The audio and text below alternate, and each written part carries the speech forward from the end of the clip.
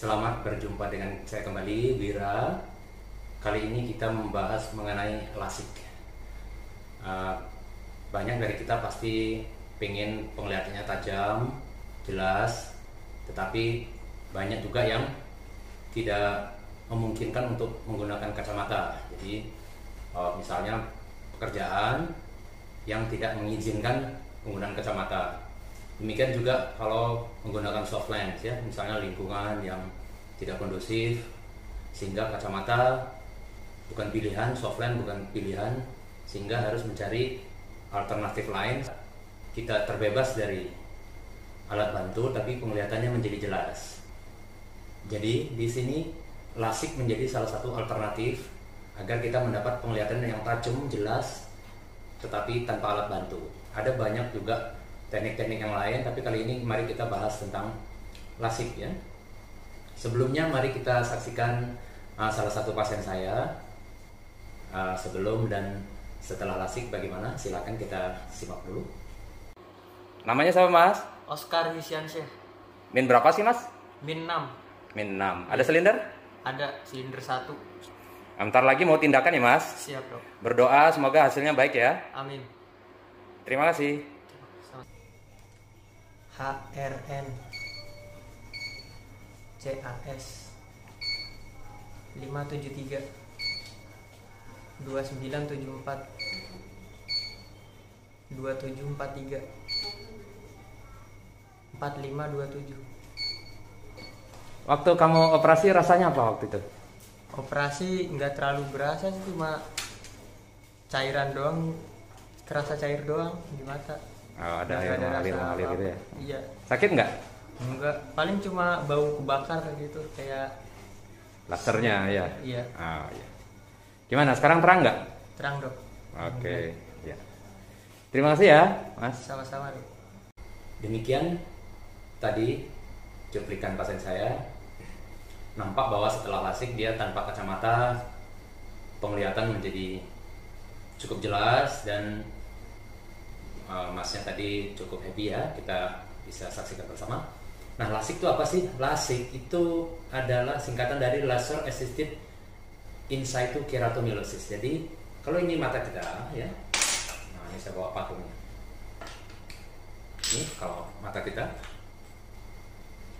kalau kita belah kira-kira demikian. Nah, yang paling depan kalau kita lihat mata kita itu hitam. Nah, depannya itu adalah ada jaringan struktur yang bening, itu namanya kornea ya, seperti kita udah ketahui bersama. Nah, dalam lasik kornea ini yang akan dimanipulasi. Nah, keuntungan lasik itu apa? Kenapa kita menjatuhkan pilihan kepada lasik? Ada beberapa keuntungan yang kita dapat dari lasik, yaitu benar-benar mencapai tajam penglihatan yang diinginkan. Jadi minusnya bisa jadi sangat minimal ya, bahkan nol ya. Tanpa kacamata dia bisa melihat dengan tajam 100% ya. Jadi itu memenuhi sebagian besar keinginan pasien, yang mana tajam penglihatan yang betul-betul tajam 100%. Jadi lasik bisa memenuhi target-target itu ya. Kemudian tingkat kepuasan pasien itu sangat tinggi, 92 sampai 98%. Demikian juga waktu saat operasi, rasa nyeri yang dirasakan itu sangat minimal. Kemudian setelah lasik, dalam waktu singkat pulihnya cepat. Tadi pasien kita tadi itu sehari sudah bagus, apalagi kontrol seminggu sudah happy ya. Jadi pemulihannya cepat. Apakah semua orang bisa dilasik? Nah, ini tentu tidak. Sama halnya dengan apakah semua orang bisa atau cocok menggunakan soft lens? Tentu tidak. Jadi kita harus menseleksi siapa saja yang boleh ya, siapa saja yang bisa dilasik. Jadi ada tahapannya sebelum lasik, nanti kita harus lakukan pemeriksaan secara menyeluruh ya. Jadi kalau umurnya di bawah 18 karena belum mencapai pertumbuhan yang maksimal, jadi diharapkan tidak dilasik ya. Misalnya masih 15, nah itu kalau dilasik pertumbuhannya masih berjalan, nanti akan terjadi regresi. Demikian juga korneanya belum betul-betul mencapai ketebalan yang maksimum, tidak boleh. Jadi minimal umur 18 sampai umur 50 tahun. Tapi untuk umur di atas 40 tahun ya, 40-50, pertimbangkan risiko dan manfaatnya. Kemudian kalau ibu hamil dan menyusui tidak boleh dilasik karena ketebalan kornea, kondisi matanya tidak seperti aslinya ya. Jadi ketika setelah hamil dan menyusui dia kondisi matanya akan berubah lagi. Demikian juga tidak boleh ada riwayat penyakit autoimun, penyakit yaitu lagi ngetren sekarang ya, penyakit autoimun. Salah satunya yang sering kita dengar lupus ya. Kemudian ukuran kacamata tidak stabil. Tahun lalu misal -5, tahun ini sudah -6. Jadi dalam setahun sudah ada kenaikan 1, itu tidak stabil. Atau tahun lalu 5, -5. Tahun ini malah -4, jadi tidak stabil. Jadi harus stabil setahun, diharapkan tidak berubah lebih dari setengah ya, atau kurang dari setengah itu masih bisa dimaklumi. Misalnya ada berubah 1/4 minusnya, it's okay ya, boleh. Kemudian ukuran kacamata berapa yang bisa dilasik? Kalau plus, ada beberapa anak yang plus itu sampai +4. Kalau lebih dari itu tidak bisa diambil full ya. Kemudian minusnya sampai -14. Kalau lebih misalnya -15, -17, tidak bisa full diambil -17. Misalnya minusnya 15, korneanya kita hitung ternyata habisnya cuma 14 atau bahkan habisnya cuma 12, jadi sisa -3. Jadi kita pertimbangkan gimana ya, mau ambil apa enggak sisa tapi gitu kan. Nah itu nanti waktu saat screening ya, saat screening itu kita akan tentukan, kita akan pertimbangkan bagaimana keadaannya seperti ini gitu, ya. Kemudian kalau teman-teman pengguna softline-nya harus sudah dilepas 14 hari, kira-kira 2 minggu harus sudah bebas softline, tidak boleh pakai softline karena mengganggu kontur kornea dan tebalnya kornea, jadi bisa salah hasil pengukurannya ya. Kemudian kalau pakai rigid, softline-nya agak keras, RGP, itu 30 hari atau 1 bulan. Nah, sebelum dilasik, seperti saya katakan tadi, harus dilakukan screening. Saat screening ini diperiksa keadaan anatomis mata, penyakit-penyakit yang ada pada mata, kemudian ketebalan korneanya, ya, keadaan retina mata, lensa, kelopak mata, ada infeksi apa tidak, kemudian kita cek matanya kering apa tidak, produksi air mata, terus kita masukkan datanya dalam komputer, kita lakukan simulasi, kalau memungkinkan baru kita jadwalkan lasiknya. Dan sering-sering juga waktu kita screening itu banyak yang tidak bisa dilasik karena ada kelainan-kelainan di matanya, misalnya ada keratokonus namanya di korneanya, kelengkungannya tidak bagus ya, kalau dilasik akan menyebabkan kerusakan pada kornea. Ya banyak yang kecewa, aduh gimana nih ya, mohon maaf karena kalau dipaksakan akan berakibat fatal, jadi kita harus menerima ya memang tidak bisa, jadi harus kita cari alternatif lain, jangan memaksakan diri untuk dilasik. Nah sebelum lasik kita persiapannya apa, jadi penting kita ketahui tuh teman-teman. Yang pertama harus bersih ya, mandi, cuci rambut, cuci muka ya dengan sabun cuci muka yang bersih. Kemudian waktu berangkat tidak boleh pakai parfum atau wangi-wangian karena akan mempengaruhi sistem lasernya ya, atau suasana kelembaban di lingkungan ruangan kamar operasi lasik. Kemudian untuk mbak-mbaknya tidak boleh pakai make up ya, itu juga akan mengganggu. Jadi harus bersih, polosan gitu ya, tidak pakai parfum, tidak pakai make up. Penting untuk diingat-ingat ya. Kemudian kalau setelah lasik bagaimana? Nah nanti kita lanjutkan.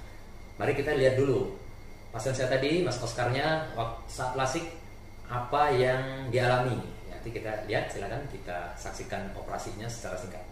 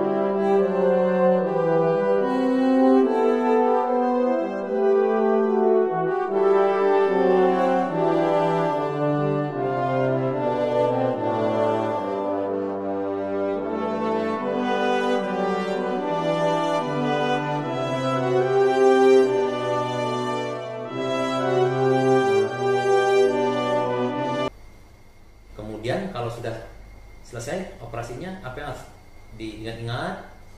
Yang pertama, selalu gunakan pelindung matanya, karena kadang-kadang kita lupa ya, habis operasi tangannya gatal, nggak nyaman, tangannya refleks. Jadi untuk melindungi mata dari refleks tangan kita atau tidur refleks bergerak, kita harus pakai pelindungnya. Nanti dikasih ya dari center lasik yang Anda kunjungi atau yang melayani, pasti akan diberikan. Kemudian jangan lupa tetes matanya itu harus dipakai sesuai dengan petunjuknya. Berapa kali sehari, bagaimana cara penggunaannya. Nah, bagaimana menggunakan tetes mata yang baik, di video saya yang lainnya juga ada, silakan dicari di playlist channel saya. Di situ juga ada bagaimana meneteskan obat mata sehingga kadar obat mata di dalam mata itu menjadi tinggi ya, sehingga tujuan penetesan tercapai. Kemudian perawatan berikutnya, jangan sampai kena kotor ya, debu kotor, terus cairan-cairan kotor. Jadi jangan kalau mandi jangan diguyur dulu ya. Jadi apalagi hujan-hujanan itu harus dihindari. Jadi harus dijaga betul ya. Nanti diberitahu sama perawatnya bagaimana membersihkan mukanya ya, diseka ya. Kalau mandi sih biasa bawah ya, tapi wajah harus di treatment dengan hati-hati karena untuk menghindari infeksi. Jangan sampai dilanggar, karena kalau terjadi infeksi pasca operasi lasik itu fatal dan penyembuhannya sulit ya. Ingat.